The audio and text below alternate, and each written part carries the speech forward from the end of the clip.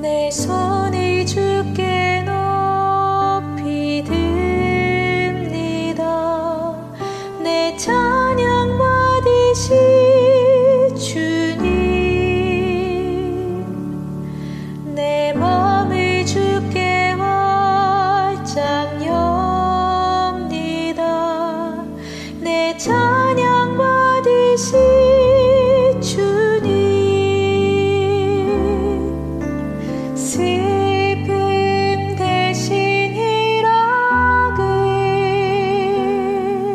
죄 대신 화관을,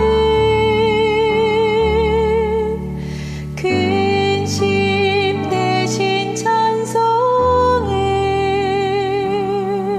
찬송의 옷을 주셨네.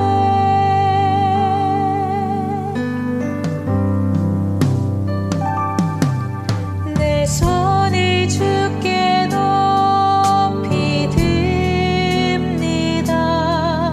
내 찬양 받으시 주님. 내 맘을 주께 활짝 엽니다. 내 찬양 받으시 주님. 슬픔 대신 희락을, 죄 대신 화관을, 근심 대신 찬송을, 찬송의 옷을 주셨네.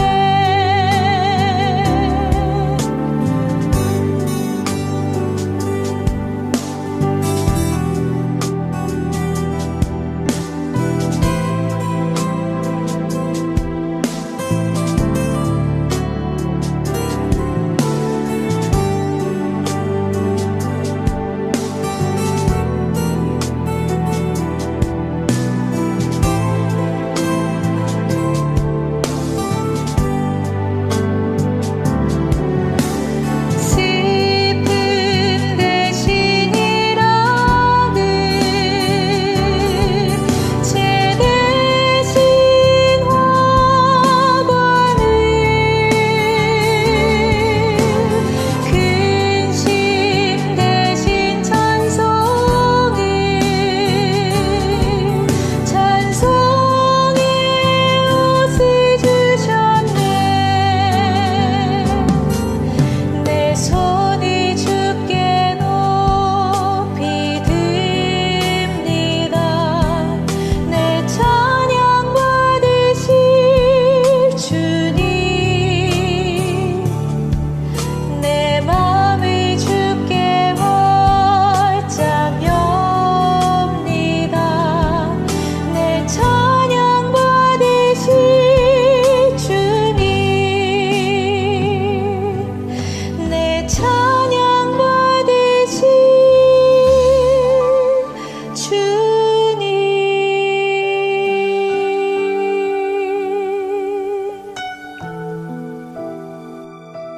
샬롬, 주님의 평강이 여러분과 함께하기를 기원합니다. 오늘 성경 읽기와 말씀 묵상을 통해 하나님의 말씀을 깨닫는 지혜와 기도하고 간구하는 모든 것들 위해 응답의 열매가 충만하기를 소망합니다. 오늘 성경 읽기 내비게이션은 사도행전 27장 1절에서 28장 14절까지의 말씀입니다. 우리가 배를 타고 이달리아에 가기로 작정되매 바울과 다른 죄수 몇 사람을 아구스도대의 백부장 율리오란 사람에게 맡기니, 아시아 해변 각처로 가려 하는 아드라무테노 배에 우리가 올라 항해할세 마게도냐의 데살로니가 사람 아리스다고도 함께하니라.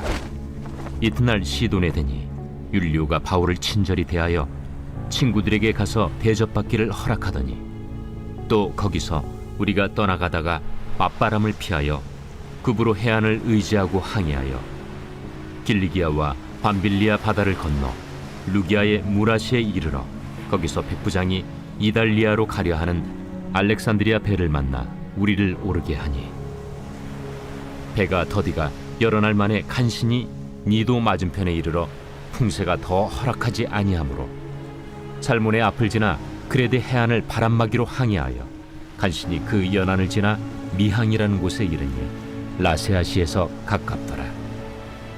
여러 날이 걸려 금식하는 절기가 이미 지났으므로 항해하기가 위태한지라 바울이 그들을 권하여 말하되 여러분이요, 내가 보니 이번 항해가 하물과 배만 아니라 우리 생명에도 타격과 많은 손해를 끼치리라. 백부장이 선장과 선주의 말을 바울의 말보다 더 믿더라. 그 항구가 겨울을 지내기에 불편하므로 거기서 떠나 아무쪼록 베닉스에 가서 겨울을 지내자 하는 자가 더 많으니 베닉스는 그레데 항구라. 한쪽은 서남을 한쪽은 서북을 향하였더라.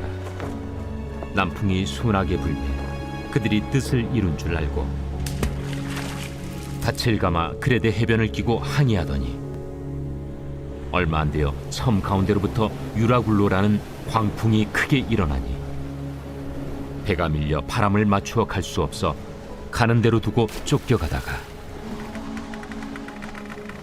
가우다라는 작은 섬 아래로 지나 간신히 거루를 잡아 끌어올리고 줄을 가지고 선체를 둘러감고 수르디스에 걸릴까 두려워하여 연장을 내리고 그냥 쫓겨가더니 우리가 풍랑으로 심히 애쓰다 이튿날 사공들이 짐을 바다에 풀어버리고 사흘째 되는 날에 배의 기구를 그들의 손으로 내버리니라.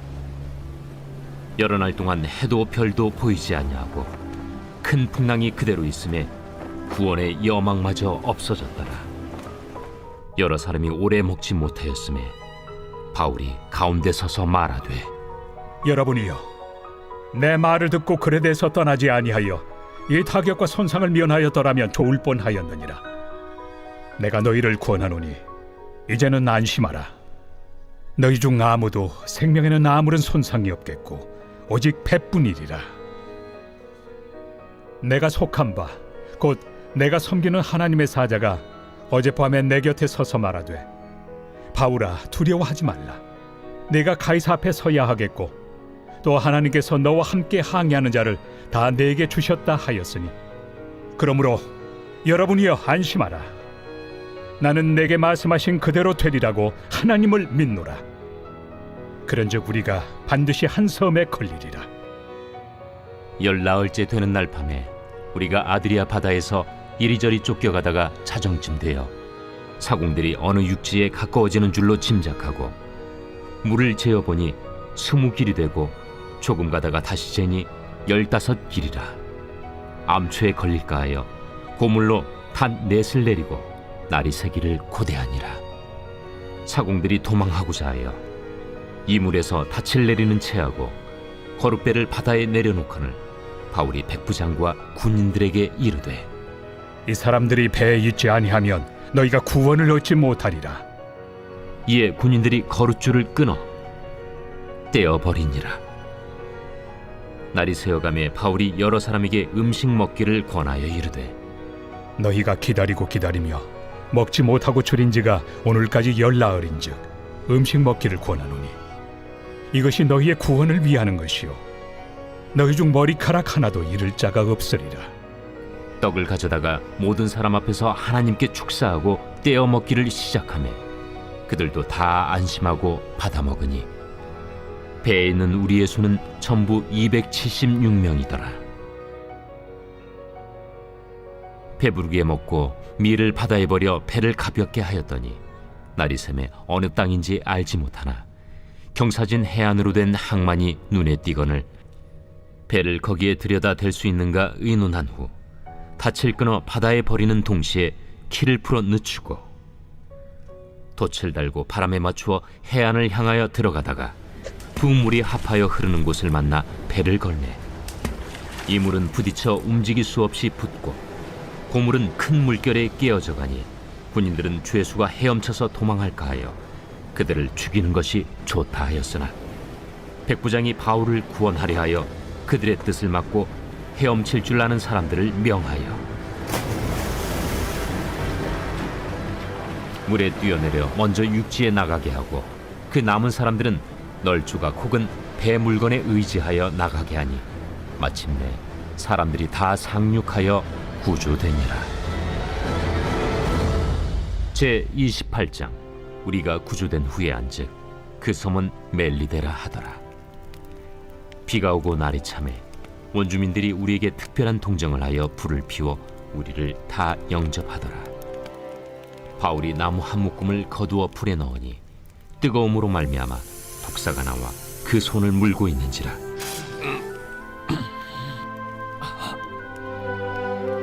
원주민들이 이 짐승이 그 손에 매달려 있음을 보고 서로 말하되, 진실로 이 사람은 살인한 자로다. 바다에서는 구주를 받았으나 공의가 그를 살지 못하게 함이로다. 바울이 그 짐승을 불에 떨어 버리매 조금도 상함이 없더라.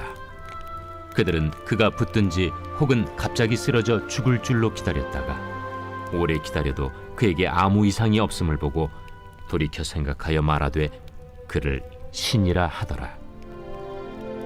이 섬에서 가장 높은 사람 보블리오라 하는 이가 그 근처에 토지가 있는지라.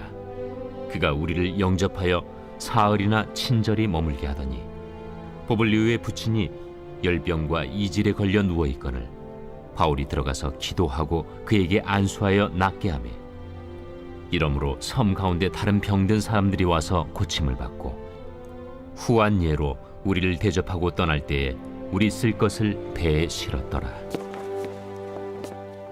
석 달 후에 우리가 그 섬에서 겨울을 난 알렉산드라 배를 타고 떠나니 그 배의 머리 장식은 디오스구로라. 수라구사에 대고 사흘을 있다가 거기서 둘러가서 레기온에 이르러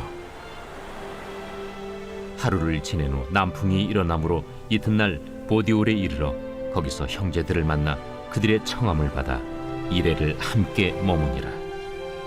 그래서 우리는 이와 같이 로마로 가니라.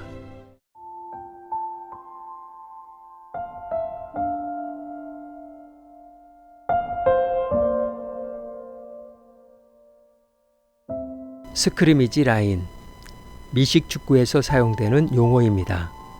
경기가 시작될 때 공의 중앙을 지나 사이드 라인에서 사이드 라인까지 뻗는 가동의 선을 스크리미지 라인이라고 합니다. 이 선을 공격팀은 앞으로 전진하기 위해 수비팀은 공격팀의 전진을 막기 위해 양보란 있을 수 없는 치열한 결전의 기준선이 됩니다. 미식 축구의 목적은 상대방의 엔드존으로 도달하느냐의 싸움입니다. 경기장에서 전진과 후퇴를 반복하면서 땅 따먹기식 경기입니다. 비유하자면 엔드존은 상대방의 후방에 비유될 수 있는데 이 후방을 어떤 방식으로 함락시키느냐가 관건인 셈입니다.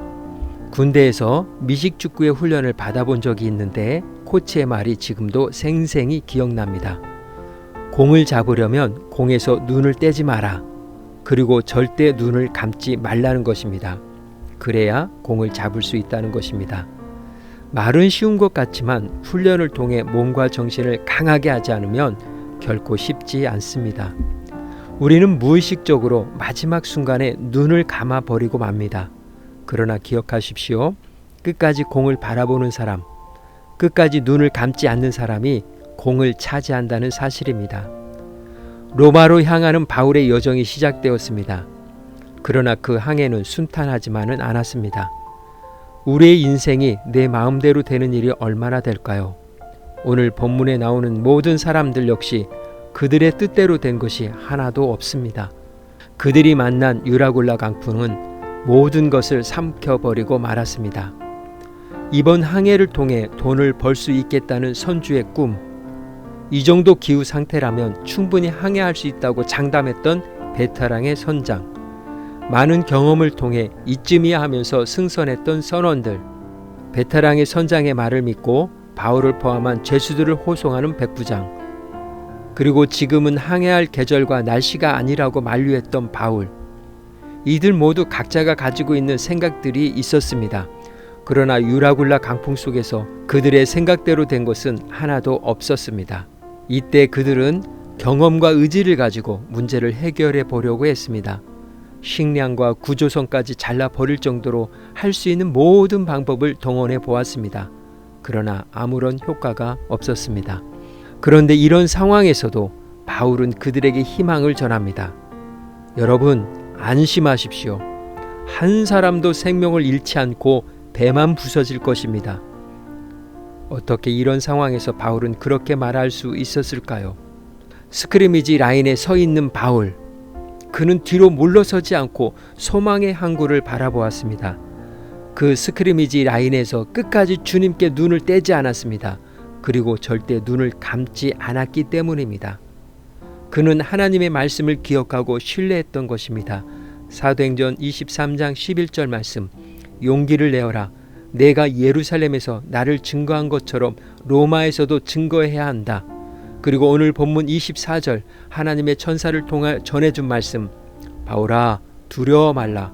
내가 가이사 앞에 서야 하겠고 또 하나님께서 너와 함께 행선하는 자를 다 내게 주셨다. 이것은 하나님의 절대 주권을 의미합니다. 믿음의 사람들은 하나님의 절대 주권 안에 있는 사람입니다. 그분을 신뢰하고 순종하면 우리의 삶을 변화시켜 주십니다. 슬픔 대신 희락을, 재 대신 화관을, 근심 대신 찬송의 옷을 입혀 주십니다. 정말 바울에게 이런 일들이 일어났습니다. 배만 파손되었고 사람들은 모두 안전하게 멜리데 섬에 상륙하였습니다. 그리고 기적의 일들이 펼쳐집니다. 그 기적의 사건들이 로마에서 복음을 전하는데 큰 능력으로 작용하게 됩니다. 로마로 가는 길, 그 길에는 여전히 하나님이 함께 하셨습니다. 이 시간 기도의 자리로 나아갑니다. 우리의 인생이 내 마음대로 되는 일이 없는 것 같이 느낄 때, 그때도 여전히 동행하시는 하나님을 기억하며 믿음과 순종으로 반응할 수 있도록 주님을 향한 시선에 눈을 떼지 않고 눈을 감지 않으며 스크리미지 라인에서 물러서지 않고 전진해 나갈 수 있는 믿음의 힘과 용기를 간구하며 기도의 자리로 나아갑니다.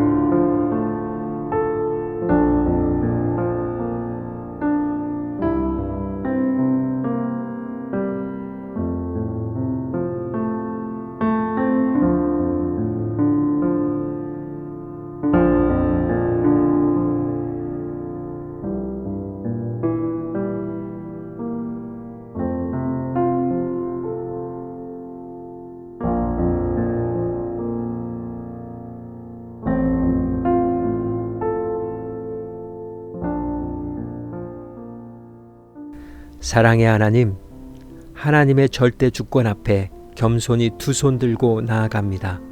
나의 생각과 의지보다 하나님의 선하심과 역사하심을 신뢰하며 언제나 성령의 이끄심을 간구하며 오늘도 한 걸음 나아가오니 성령의 새로운 역사를 써 내려가는 또 하루가 되게 하옵소서.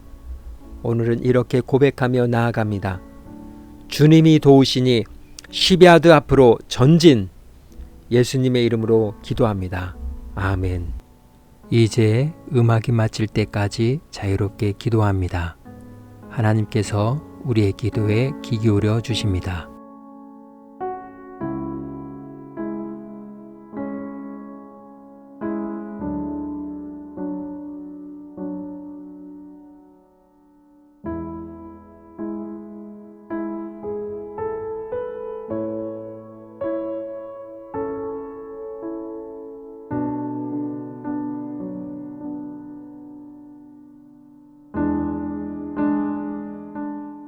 우리의 기도를 들으신 하나님께서 오늘도 동행하십니다. 주 안에서 승리하십시오.